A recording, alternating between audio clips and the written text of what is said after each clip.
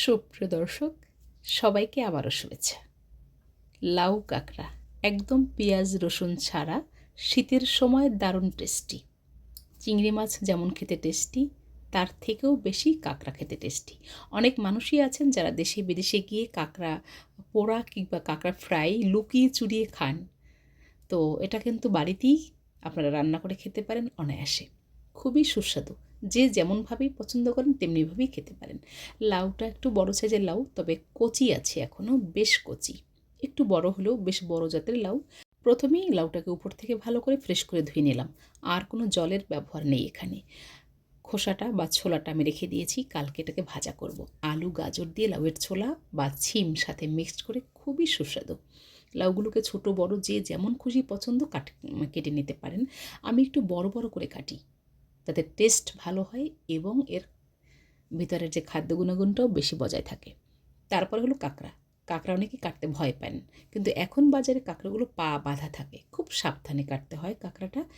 চারপাশ থেকে পাগুলো আস্তে করে কেটে দিয়ে বড় যে পা দুটো সবার শেষে এটা আমরা কাটতে পারি বা প্রথমেও কাটতে পারি। কিন্তু এই কাঁকড়া কাটতে গিয়ে পায়ের মধ্যে আঙুল চলে গেলে কিন্তু সেটা একদম কেটে দেয় অনেক সময়। যাই হোক, সাবধানে কাটতে হবে। ভালো করে ক্লিন করে নিলাম।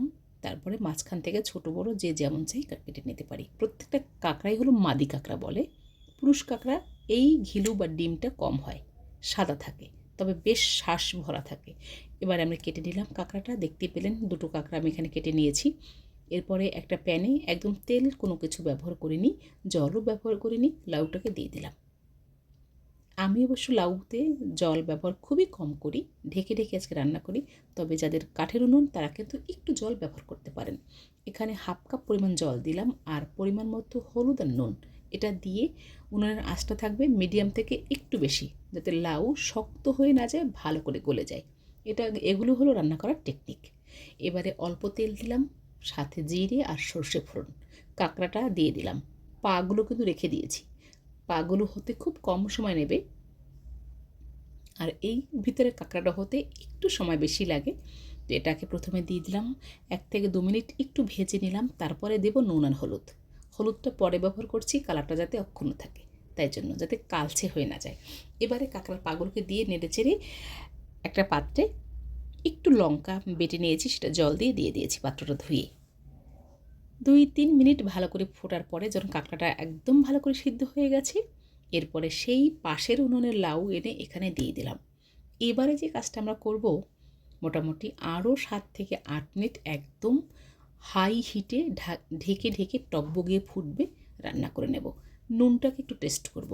মনে হলো একটু নুন দরকার, নুনটা দিয়ে দিয়েছি। সামান্য কয়েকদানা চিনি অ্যাড করলাম।